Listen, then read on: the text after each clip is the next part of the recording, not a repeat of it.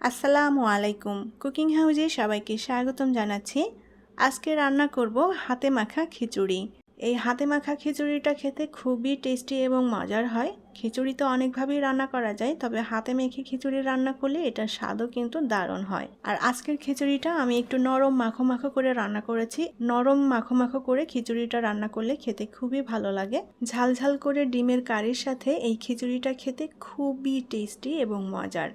আমি ডিমের কারির সাথে আজকের এই খিচুড়িটা পরিবেশন করেছি।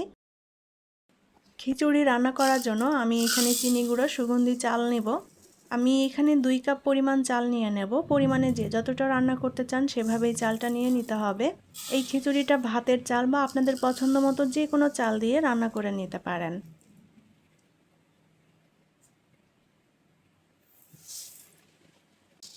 এখন এর মধ্যে দিয়ে দেব ডাল। আমি এখানে 2 ধরনের ডাল ব্যবহার করব। মুগের ডাল নিয়েছি, মুগের ডাল নিয়ে নেব হাফ কাপের মতো। মুগের ডাল আগে থেকেই টালা ছিল। আর দিয়ে দেব মসুরের ডাল। মসুরের ডালটা একটু পরিমাণে বেশি দিলাম, হাফ কাপের থেকে একটু বেশি। এখন এই চাল ডাল ভালো করে একসাথে মিলিয়ে নেব। অনেক ধরনের ডাল দিয়ে এই খিচুড়িটা রান্না করলে খেতে ভালো লাগে। আমি এখানে 2 ধরনের ডাল দিলাম। এখন এই চাল ডাল আমি ভালোভাবে ধুয়ে পরিষ্কার করে নেব আর পানিটা ঝরিয়ে নেব। চাল ডাল আমি ভালোভাবে ধুয়ে পরিষ্কার করে পানিটা ঝরিয়ে নিয়েছি। এবার এই চালের মধ্যে দিয়ে দেব 1 চা চামচ পরিমাণ আস্ত জিরা, 3 টুকরা দারুচিনি, 4টা এলাচ, 4টা লবঙ্গ এবং 2টা তেজপাতা। লবণ দিয়ে দেব স্বাদ মতো। হলুদের গুঁড়া দিয়ে দেব 1 চা চামচ পরিমাণ। শুকনো মরিচের গুঁড়া দিয়ে দেব 1 চা চামচ পরিমাণ। ধনিয়ার গুঁড়া দিয়ে দেব 1 চা চামচ পরিমাণ। পেঁয়াজ কুচি দিয়ে দেব। আমি এখানে মিডিয়াম সাইজের 2টা পেঁয়াজ কুচি করে নিয়েছি। রসুন বাটা দিয়ে দেব 1.5 চা চামচ পরিমাণ। আদা বাটা দিয়ে দেব 1.5 চা চামচ পরিমাণ। তেল দিয়ে দেব। আমি এখানে 2 টেবিল চামচ পরিমাণ তেল নিয়েছি। এবার চাল ডাল হাত দিয়ে খুব ভালো করে মেখে নেব মশলার সাথে। হাতে মেখে এই খিচুড়িটা খেতে অনেক ভালো লাগে। এটা ভুনা করেও রান্না করা যায়। আমি উল্টাপাল্টা করে দিয়ে চাল ডাল মশলার সাথে খুব ভালো করে মেখে নিয়েছি।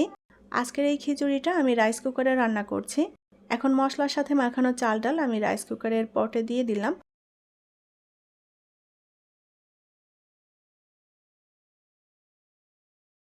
এখন যে বাটিতে চালটা মেখে নিয়েছিলাম বাটিটা ধুয়ে পরিমাণ মতো পানি দিয়ে দেব।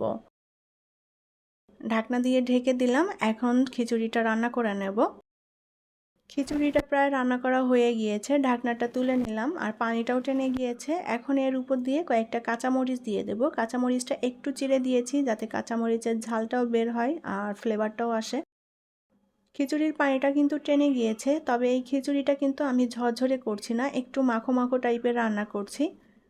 আবারও একটু ঢাকনা দিয়ে ঢেকে দিলাম, পানিটা একেবারে পুরোপুরি টেনে যাবে। খিচুড়ির পানিটা পুরোপুরি টেনে গিয়েছে। এখন খিচুড়িটা আমি একটু নেড়ে দেব। খিচুড়িটা একটু মাখো মাখো টাইপের হয়েছে। এই রকম মাখো মাখো টাইপের খিচুড়ি খেতে ভালো লাগে। আমি সেভাবেই পানিটা দিয়ে দিয়েছিলাম। খিচুড়িটা কেউ যদি ঝরঝরে করে রান্না করতে চান পানির পরিমাণটা সেভাবেই দিয়ে দিতে হবে। উল্টাপাল্টা করে নেড়ে দিয়েছি। খিচুড়িটা আবারও একটু ঢেকে দেব যাতে চালটাও পুরোপুরি সেদ্ধ হয়ে যায়। চালটা একটু শক্ত আছে এখনও। আমি 5-6 মিনিট ঢাকনা দিয়ে ঢেকে রেখে দিয়েছিলাম। রাইস কুকারের সুইচটা কিন্তু অফ করে দিয়েছি আগে থেকেই। তো খিচুড়িটা এখন একটু নেড়ে নেব। আর খিচুড়িটা দেখেই হয়তো বুঝতে পারছেন খিচুড়িটা কিন্তু একেবারে নরম না, খিচুড়িটা একটু মাখো মাখো টাইপের রান্না করেছি। তো খিচুড়িটা পুরোপুরি হয়ে গিয়েছে। এখন এটা নামিয়ে আমি পরিবেশন করব। আর এই খিচুড়িটা গরম গরম খেতেই বেশি ভালো লাগে।